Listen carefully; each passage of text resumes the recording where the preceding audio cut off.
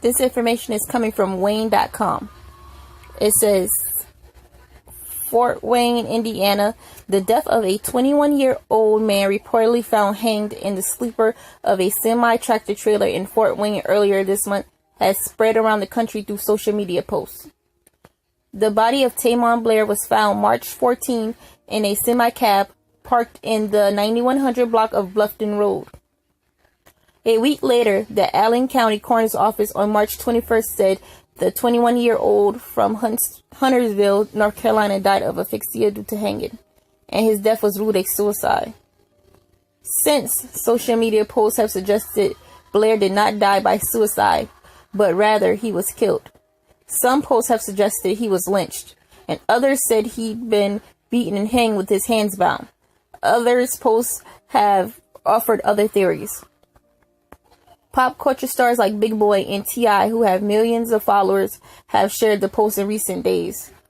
On Thursday, the Allen County Coroner's Office released a 4-page report to correct what they say is inaccurate information being spread across social media. As policy, Wayne 15 in most cases does not report on suicides due to the viral nature of this case. However, we have made the editorial decision to report what we know at this time.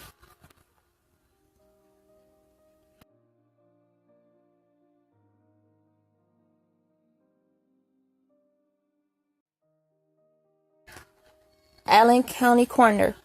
2 all media outlets for immediate release. Reference the death of Taemon Blair. The Allen County Coroner's Office is releasing additional information regarding the investigation into his death, due to the inaccurate information being spread across social media. Additional factual information determined during the course of the investigation will be provided to the media for release to the general public. A press release dated March 21st, 2019 was released by the Allen County Coroner's Office stating that the death of Taemon Blair, male, black, 21 years of age, from Huntsville, North Carolina, who was found deceased in the 1900 block of Bluffton Road on March 14, 2019, has ruled the manner of death as a suicide and the cause of death as asphyxia due to hanging. On March 13, 2019, at about 12:19 hours CDT, the semi-tractor trailer left Falls Creek, Pennsylvania, for a delivery to Fort Wayne, Indiana. The route of travel was verified through the GPS unit on the semi-tractor trailer. The route of travel passed through cities in Ohio and arrived in Fort Wayne at about 18:57 hours on March 13, 2019. The semi-tractor trailer arrived at a business located in the 1900 block of Bluffton Road at about 19:29 hours. There is a video with a date stamp, but no time stamp, which shows the driver's side of the semi-tractor trailer. The video is from the business, and the camera is motion activated. Being a motion activated camera, there is no continuous video showing the vehicle from the time it was parked until the body of Taemon Blair was discovered. The video does not appear to operate properly. The video does appear to operate properly when there is activity or motion in the range of the camera. A copy of this video has been collected and viewed by the Fort Wayne Police Department in the Allen County Coroner's Office.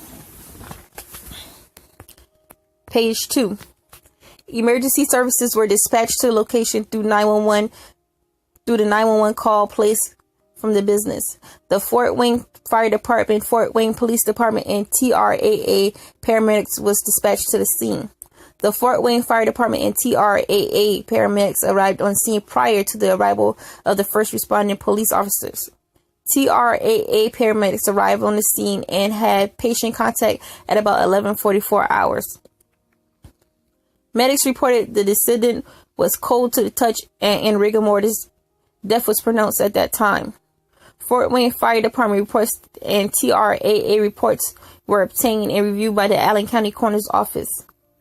First responding officers arrived on scene and requested assistance from the Fort Wayne Police Detective Bureau, Crime Scene Section, and the Allen County Coroner's Office. First responding officers spoke with the employee who found Taemon Blair and documented in their report that the semi-tractor trailer was parked in the driveway of the business when he arrived at work at about 6:50 hours on March 14, 2019.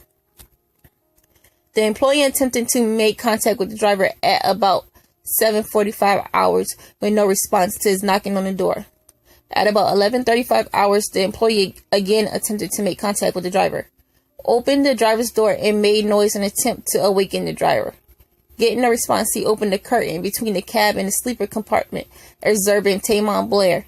He checked for a pulse and not finding one, ran back to the business and requested assistance. The 911 call was placed at the time. First responding officers secured the scene and awaited the arrival of detectives, crime scene, and the coroner's office. Detectives, crime scene officers, and a deputy coroner arrived on the scene. The scene was photographed and additional interviews were conducted upon completion of the photo documentation. The ligature was released and the body was lowered to a supine position in the sleeper compartment.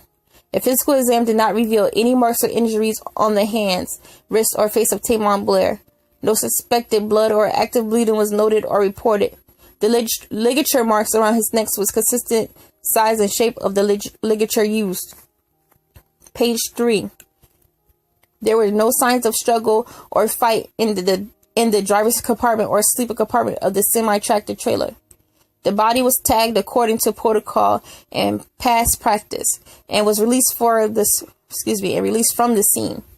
The descendant was transported to the Northeast Indiana Forensic Center and held pending notification to the next of kin and a funeral home selection.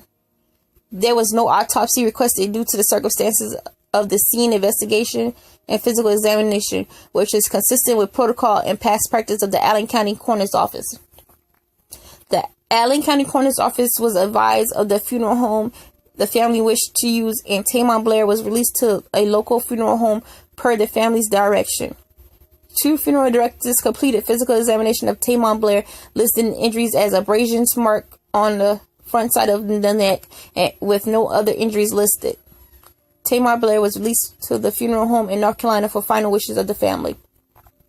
There are numerous reports on social media, Facebook, Twitter, Reddit, etc., which should be addressed. It was reported that Taemon Blair's hands were tied or bound. There is no reported documentation or photographs which show the hands are tied or were bound. It was reported that Taemon Blair had defensive wounds present. There is no reported documentation or photographs which show any wounds other than the ligature marks on the body of Taemon Blair. There is a report that the dashboard of the truck was caved in from kicking and his leg was broken. In the same posting, it is reported that his neck was severed from ear to ear from what looks like fish hooks. There is no reported documentation or photographs which show damage to the interior of the truck or the injuries described in the online post. There is a report where it stated that the coroner's office refused the family the opportunity for autopsy.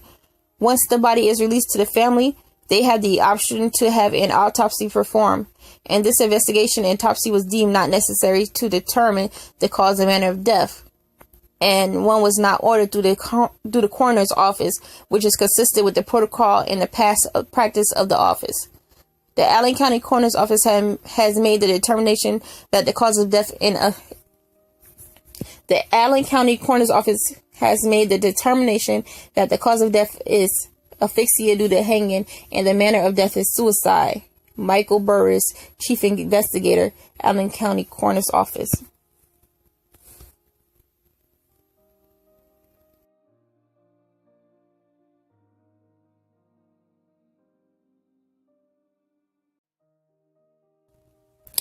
A statement on Taemon's GoFundMe page from his family reads, "My mom, Tasia Hunt, had 7 kids. 3 of those kids sadly are now dead. She had 5 boys and 2 girls, 2 sets of twins. Me, Dedrine, Ajane, which is one of the girls who died, Dante, and Dejan, which are the first sets of twins. Taemon and Xveria, which are the second set of twins, both are now dead. Lastly, the youngest brother, Izaria, Ajane died, then Xveria was born along with Taemon, but they were born early. Xveria was undeveloped, while Taemon had developed more than his twin. She didn't make it, and he did. He was a strong little fella. He grew up to be 6'5", a tall, handsome young man. He lived for his lost twin and did everything in the name of her. All of our lives we had to struggle, in and out of foster homes and group homes. Taemon went through a rough patch in his life. He went to jail for a year. When he got out, he promised to change his life. He went and got his diploma. He had straight A's in high school.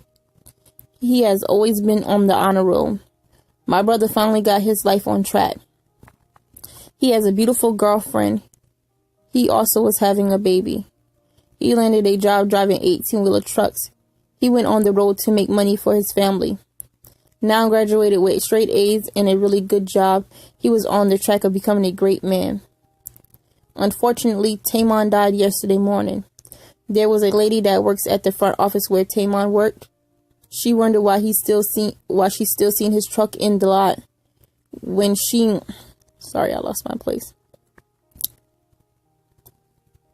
She wondered why she's still seeing his truck in the lot when she knew he was supposed to be out delivering a package. She walked to his truck and seeing his body hanging in the back of the truck from his neck. She immediately thought he committed suicide.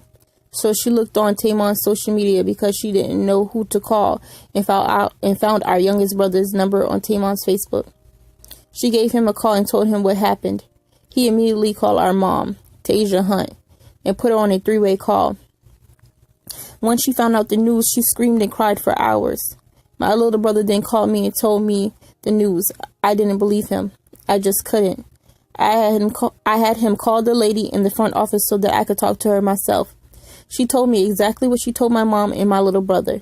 I instantly started crying as well. But something in my heart told me that he didn't commit suicide. He was 6'5", I thought to myself.